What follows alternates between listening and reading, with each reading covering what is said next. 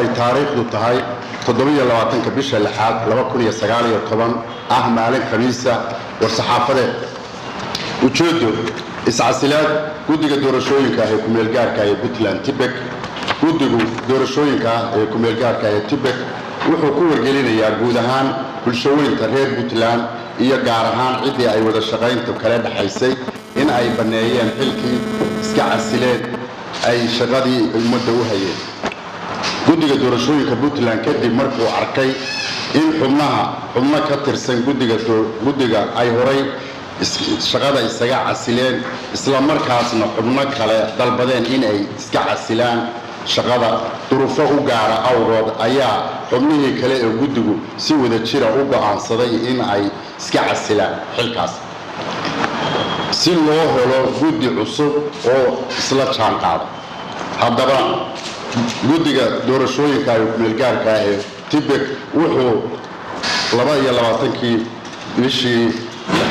2019 madaxweynaha dowlad goboleedka Puntland u gudbiyay warqad iscasilaada taas oo sumadeedu ahayd maxay sumad lambar intaas warqadda ku xusan kuna taariikhaysnay 2019 warqadaas oo madaxweynuhu ka aqbalay markuu xeeriyay codsiga guddiga doorashooyinka ku meel gaarka guddigu ku meel gaarka ee doorashooyinka Puntland wuxuu u mahadcelinayaa cid kasta oo gacan ka siisay shaqadii guddigu ummadda u hayay oo ay ugu horeeyaan xukuumaddii Saciid Cabdullaahi Deni iyo golaha xukuumadda oo hadda jira iyo sidoo kale hay'adda BDRC Bunsa iyo hay'adaha caalamiga oo ugu horeyso hay'adda Zayfo guddiga doorashooyinka ee Puntland Tibek wuxuu mar kale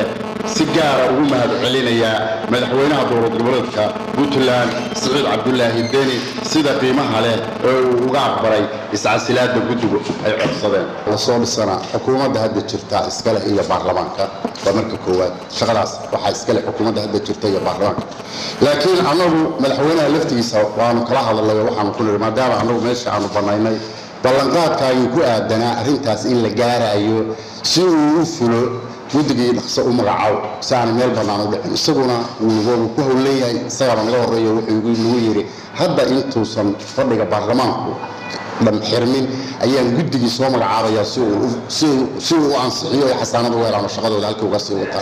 marka waxaan filayaa inaan dib dhac dhacayn sida madaxweynuhu noo sheegay annaguna aanu filayno shaqadu isaa ku soconayso arrinta maadaama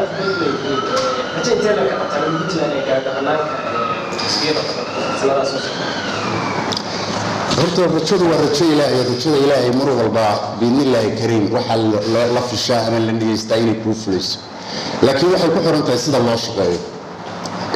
shaqada in la shaqeeyana dhinacyo badan baa iskale dhinaca xukuumadda laga rabaa dhinaca baarlamaanka laga rabaa dhinaca shacabka Puntland baa laga rabaa dhinaca kale waxa laga rabaa guddiga shaqadiisa inuu guto dhinaca kale hay'adaha caalamiga waxa kan gacan ka geeyay inta hal dhinac ka banaantay shaqadu ma soconayso laakiin intaas hadday isla jaan qaadana shaqada waxaan anigu aaminsanahay shaqadaas inay soconayso biidnillaahi kariim wayna soconaysaa saan isleeyahay anigu kale gudoomiye garow online ayaan socdaa waxaa jirta dardargelin ay dowladdu dardargelinayso arrimahan dimuqraadiyadda idinkaana waqti ay dowladdu arrintaas dardargelinaysa ayaad ku soo beegteen iscasilaadiina ma idinka ayaa arkay in aydan wadi karin shaqadii dardargelintii arrimii dimuqraadiyadda dardargelin mise presidentka dowladda idinkaga yimi oo ah inaad iscasishaan ma jira maya xaggaas waxbaha aadin warqadan bay ku xusan tahay wixii anagu aanu isku casilay waan ku celinayaa war-saxaafadeedka aan akhriyayna ka mid bay ahayd rag guddiga ka mid ah ayaa horey isu casilo meesha kaba maqanba oo xubnaha ka tirsanaa ayaa baneeyey meesha isla markaa rag kale ayaa duruufo ayagoo u gaar ah door biday in ay shaqadii baneeyaan maadaama markaa rag horena isu casilay kuwo kalena ay dalbadeen waxaanu wadatashi kadib waxaanu door bignay inaanu annagoo dhan is wada casilo si loo helo rag cusub oo la jaan qaada xukuumadda cusub shaqadeedina sii gudata marka duruuf aniga ma kaliftay iyo cidna eri kartaa ma jirto baa anagu inta madaxweynuhu ku dhacana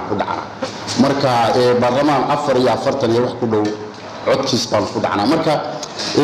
hiif iyo buuq iyo dagaal iyo midnimo jira anaga ayaa waxaanu door bidnay go'aanka inaanu qaadano si guud baan u wada qaadanay